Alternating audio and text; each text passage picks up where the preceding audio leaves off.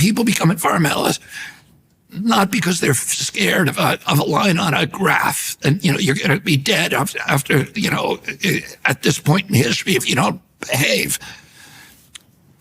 We got involved because of love of the habitat, because of love of the environment, because of love of our Purple Mountains majesties, our rivers and streams and understanding. We're not protecting nature for the sake of the fishes and the birds. We're protecting it our own sake because nature enriches us. And this has been forgotten by the environmental movement, and they've simply become fixated on carbon alone, and that is the only issue. And, I'm watching the outcome of that now on the coast of the Atlantic coast of North America.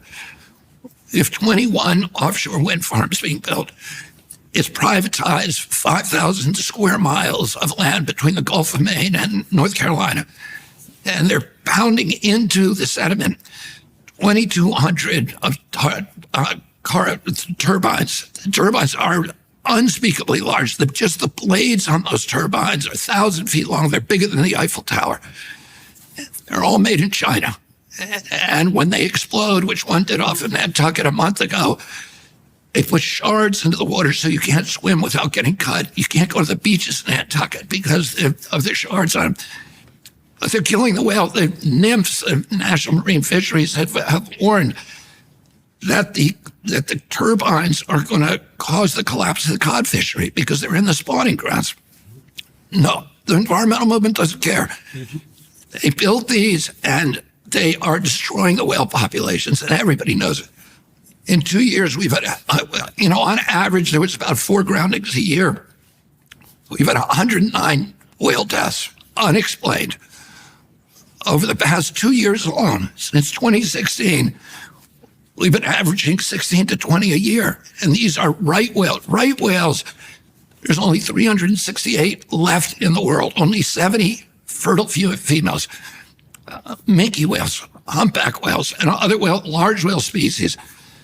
And they're being exterminated. And everybody's pretending it's not the wind farms, but there's no other explanation. There's been no other changes. And the federal environmental agencies that regulate this also regulate oil production in the Gulf of Mexico. The rule is that if there's a single whale death within 50 miles of an operation, everything comes to a halt till it's explained. They've waived that rule. And they've refused to investigate the deaths. They refuse to do proper necropsies of the dead whales to keep us in the dark about what's actually causing this, but everybody knows what's causing it. And the big environmental groups, the inside the Beltway groups, including my group that I love, which is NRDC, but Sierra Club and Greenpeace, they're all pretending it's not happening. You have the small environmental groups on the coastline, the 17, these little environmental groups that are going crazy, protesting and demanding investigations, but they have been excluded now from the process. And then you're seeing the same, all of these wind farms are all being built by foreign companies, right? Nobody would build a wind farm, an offshore wind. I'm very much in favor of onshore wind. I built onshore wind. My brother's in that business. Onshore wind is very efficient and very, very effective, and we have the best onshore wind in the world here in the United States. Onshore wind can provide wind power at about 11 cents a kilowatt hour. Offshore wind, 33 cents a kilowatt hour. The average price of energy in this country is about 14 to 16 cents a kilowatt hour. Onshore wind is more than double that.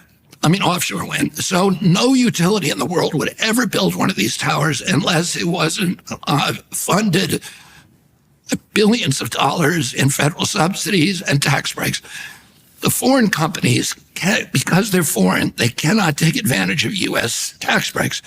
So they get the big financial houses from our country to finance them so they can take those tax breaks. So the big players are BlackRock, Goldman Sachs, Morgan, Citibank, Wells Fargo, all the big contributors to the Democratic Party. And they've gotten the tax breaks from the Inflation Reduction Act, which was Joe Biden's signature environmental accomplishment. but it's not actually protecting the environment. It's all about subsidies, these giant boondoggles for huge players that are destroying the environment. The other big, $79 billion of subsidies are going to carbon capture, which is tearing up the Midwest farmland.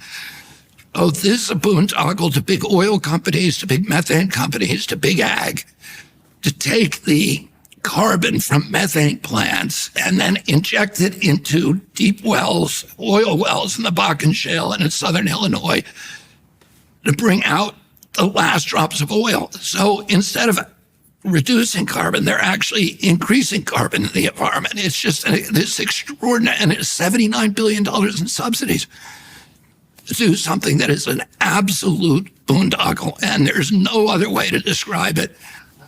I'll tell you one other thing. There's one of the byproducts of carbon capture is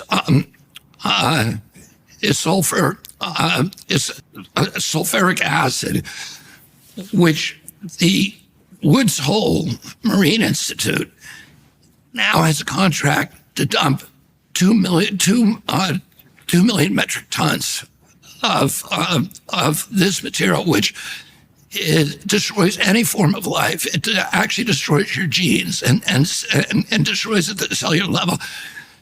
They dump it into the ocean off in Nantucket. And it's part of this process, and they're all going along with it because they've all been paid off. And it really is it's sickening, it's criminal.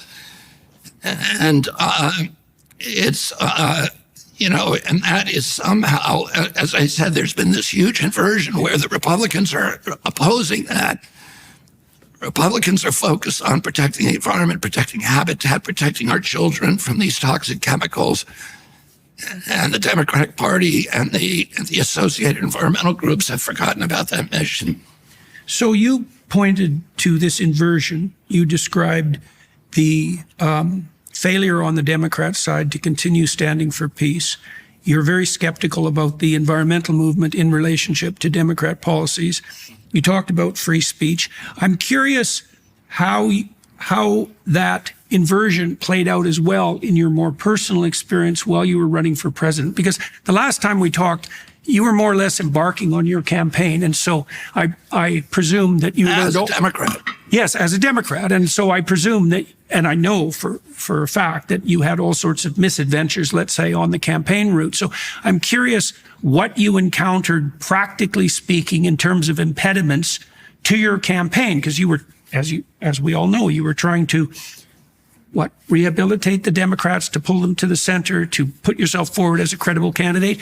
So I imagine, and maybe I'm wrong, that there were things that you experienced practically, because you've been in the realm of abstraction to some degree, that you experienced practically while you were on the campaign trail that also, what would you say, made you much more cognizant of how the political process actually works, particularly on the Democrat side. So what was that like? Well, yeah, and that is the ultimate irony, that the other part of the inversion is the Democratic Party has now come out essentially against democracy. I saw that firsthand because I saw, I was not normally, in order to choose a president, when my father wanted to run in 68, he challenged the president of his own party just like I did. But there was primaries and he was allowed to challenge him, and it forced Johnson to step down. I think if I'd been able to challenge into the same situation, President Biden, that he would have been forced to step down much earlier because he would have been forced to debate me. People would have seen his impediments much earlier. And we could have had real democracy. You could have had other people come into the race, not just me, but, Gavin Newsom and Amy Klobuchar and Vice President Harris and other people would have run. But instead, they just called off the primaries. They literally canceled the primaries, and they gave the election to President Biden without ever coming out of the White House. They did not want him to debate, clearly, because they did not want to see the public to see some of these deficiencies. So you had a kind of apparatus that was running a candidate who was unqualified for the job. And everybody now recognized that, but they wanted him in there anyway because they needed a figurehead who could win the election. And who's they? Well, You talked about the military-industrial complex.